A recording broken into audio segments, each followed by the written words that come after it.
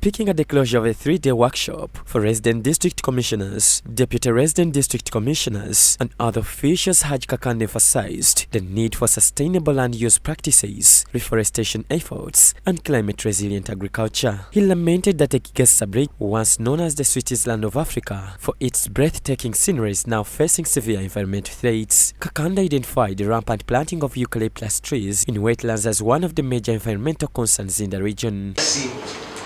Terracing, so that you avoid soil erosion.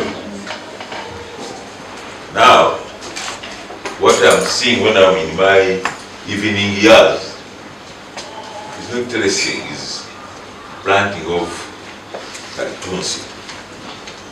So this one is a very serious issue. We must find a way of changing it, so that Kigezi remains what it used to be. Hajji Kakande also urged leaders to help curb growing religious sectarianism in the region. Leaders who are here find a way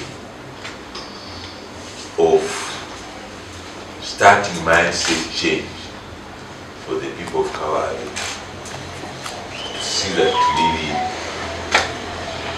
they preserve what is still remaining. Otherwise, this place is going to be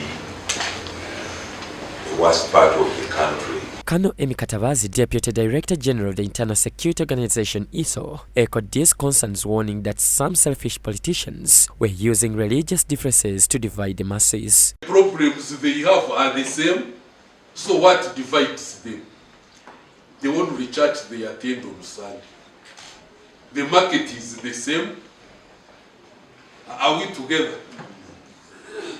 Now, these hopeless politicians trying to divide the people, you the leaders, RDCs, DSOs, Core District Security Council, it is not meant because they are rebels. Political instability leads to the collapse of a state. Unless these two hills open up in an open discussion and find a remedy in which can mitigate the current situation. Actually here the situation our President and Director General is very volatile, because there are areas where some politicians at funeral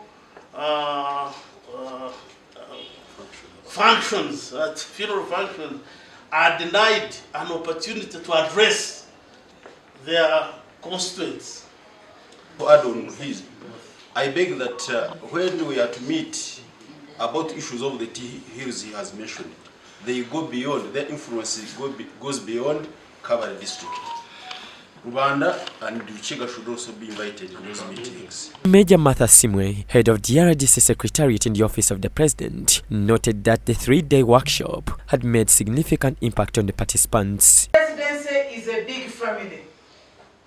And when people hear about the intelligence officers joining with the RDCs, I think from today onwards, the media, you stop asking yourselves, we are one and we are fused to develop this country. The reason the DDG is here with us and his officers, so that we move in tandem to deliver on the intent of the Commander-in-Chief.